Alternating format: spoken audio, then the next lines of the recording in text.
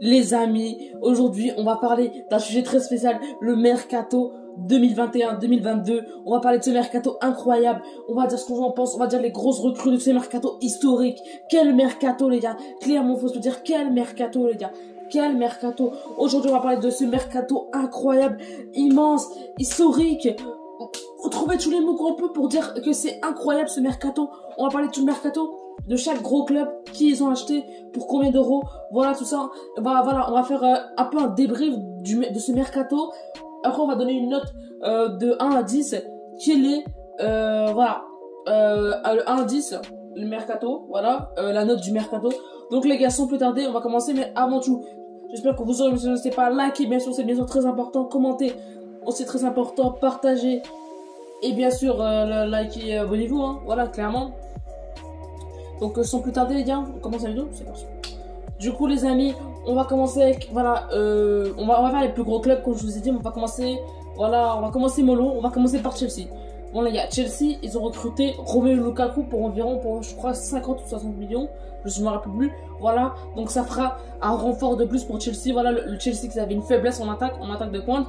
Voilà, avec Werner, c'était pas ouf, voilà. Werner, c'était pas ouf. Du coup, voilà, Werner va perdre sa place pour le Romelu Lukaku qui va, pour moi, apporter beaucoup à Chelsea, qui va renforcer Chelsea. Parce qu'on sait que Romelu Lukaku est redoutable pour se protéger avec son corps, que ce soit pour marquer des buts. C'est un attaquant redoutable, peut-être un des meilleurs attaquants du monde. Donc, c'était sur ce Chelsea. On va passer ensuite là à Manchester City, voilà. Manchester City, ils ont pas fait un mercato, voilà, un gros mercato cette saison, mais voilà, pas trop leur en vouloir.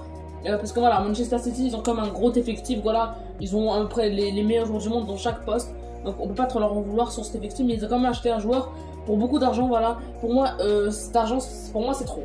Personnellement, moi, je trouve que c'est trop. Après, voilà, c'est ce que Manchester City a voulu faire, 115 millions pour Jack Grealish. Voilà, pour moi, personnellement, ça va être un flop, je sais pas vous, peut-être que je me trompe, hein, peut-être que je me trompe, mais pour moi, je le sens pas, Jack Grealish, voilà, mettre 115 millions pour un joueur comme ça, alors que t'as Messi, Ronaldo, Camavinga ensemble, réunis, ça fait même pas Jack Grealish, voilà, clairement, c'est fou, les gars, c'est fou, c'est ça que je me dis, donc peut-être que voilà, peut-être que je me trompe, peut-être que ça va faire du sol, mais voilà, pour moi, c'est un flop. Voilà, mettre autant d'argent sur lui, ça va lui mettre de la pression, voilà, autant de personnes sur son épaule, voilà, personne, c'est vraiment, pour moi, je crois que ça va lui donner de la pression. Donc pour l'instant, voilà, c'était pas où Manchester City. Là, on va commencer peut-être à, voilà, peut-être le plus gros mercato, voilà, de cet été. Le mercato, en tout cas, le mercato, le club qui a dépensé le plus d'argent sur le mercato, c'est bien sûr Manchester United. Ils ont fait un excellent mercato, voilà.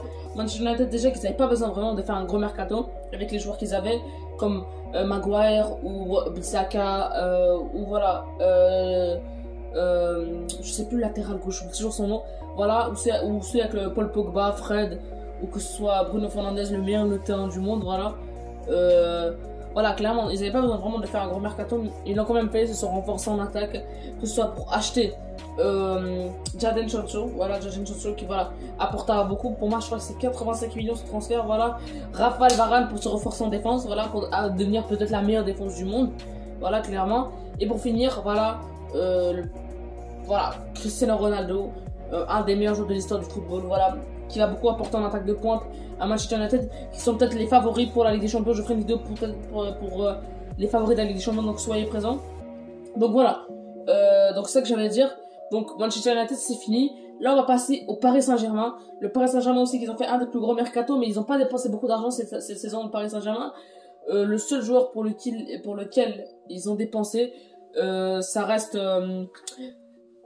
ils ont même pas mis d'argent tout court, voilà, clairement, ils ont même pas mis d'argent tout court. Voilà, que ce soit pour tous les jours, ils ont même pas mis d'argent, voilà, c'est un gros mercato, mais sans mettre de l'argent, voilà. Donc, on va commencer, voilà, déjà, ils recrutent Lionel Messi, le plus grand joueur de l'histoire du football, voilà. Donc, moi, on veut dire que, voilà, c'est un des transferts les plus bénéfiques du monde. Ils gardent Kylian Mbappé en plus, voilà, donc c'est encore plus bénéfique. Ensuite, ils recrutent Wijnaldum gratuitement, voilà. Ils recrutent Wijnaldum gratuitement, voilà. La seule dépense qu'ils ont fait le Paris Saint-Germain, c'est pour Hakimi, mais voilà. Hakimi, voilà, Hakimi c'est le meilleur latéral du monde, voilà. Donc il recrute Hakimi pour 60 millions. Voilà, mais à part ça, tout est gratuit, que ce soit Sergio Ramos, le meilleur défenseur de l'histoire, Wijnaldum ou Donnarumma, voilà, tout était gratuit. Donc voilà, PSG, ils ont fait quand même un mercato bénéfice, ils ont dépensé que 60 millions, surtout. Donc voilà. On va passer maintenant aux deux écuries de l'Espagne. ou 3 écuries plutôt d'Espagne. On va commencer par l'Atlético de Madrid qui recrute De Paul, voilà. De Paul, joueur très intéressant au milieu de terrain, voilà. On l'a vu à la Copa América, il était impressionnant avec Messi, que ce soit le duo avec Messi, ou voilà, que ce soit individuellement. Il fait la passe décisive pour Di Maria en Copa América à la finale contre le Brésil. Voilà, très bon joueur à Copa América, impressionnant. Voilà, il joue avec Udinese avant, mais très impressionnant, voilà. Pour moi, ça va être une recrue de taille pour l'Atlético Madrid. On va passer au Real Madrid. Le Real Madrid qui n'en fait qu'une seule recrue, et c'était hier, c'était Camavinga. Peut-être que ce serait une belle recrue ou pas, je sais pas. C'est pour 30 millions d'euros. Voilà, moi, Camavinga, je le trouve pas si fort que ça, mais peut-être qu'il aura un gros niveau au Real Madrid, donc je sais pas. Et ensuite, on va passer à dernier club, Barça. Peut-être aussi qu'ils ont fait un gros mercato, peut-être un des plus gros mercato aussi. Hein. Ils ont recruté Kun Agüero, Memphis Depay qui confirme maintenant qu'il est déjà le boss du FC Barcelone. Ils ont recruté Eric Garcia et ils ont recruté Emerson, mais Emerson ils l'ont revendu du coup voilà. Donc voilà les gars, très intéressant comme mercato de Barça. Donc voilà, pour moi, lui qui a fait le plus gros mercato serait Manchester United. Voilà, qui sont bien renforcés Manchester United avec des joueurs de classe mondiale. Après, ce serait pour moi le Paris Saint-Germain. Donc dites-moi ce que vous en pensez. Mais tout ce que je sais, c'est que ce mercato est historique. Il est plus qu'historique. Et si je devais mettre une note sur 10, je mettrais 20 sur 10. Parce que ce mercato est plus qu'historique. Il est incroyable ce mercato. Voilà, jamais on aurait vu un mercato comme ça. Sauf en 2010 où il y aurait eu Cristiano Ronaldo et Kaka, le Real Madrid. Mais à part ça, non, je vois pas un si bon mercato cette saison-là.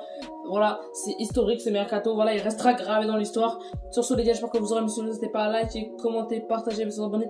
C'est le plus important pour me soutenir dans cette chaîne YouTube. On continuera les vidéos toute l'année. Voilà, que ce soit les débriefs du PSG, les débriefs du Barça, les matchs de la Ligue des Champions, les débriefs de l'Argentine, les débriefs du Maroc, peut-être pour la qualification de la Coupe du Monde, les débriefs de l'équipe de France. Voilà, soyez présents. Donc les gars, sur ce, j'espère que vous aurez aimé. N'hésitez pas à liker, commenter, partager, vous abonner. Ciao les gars.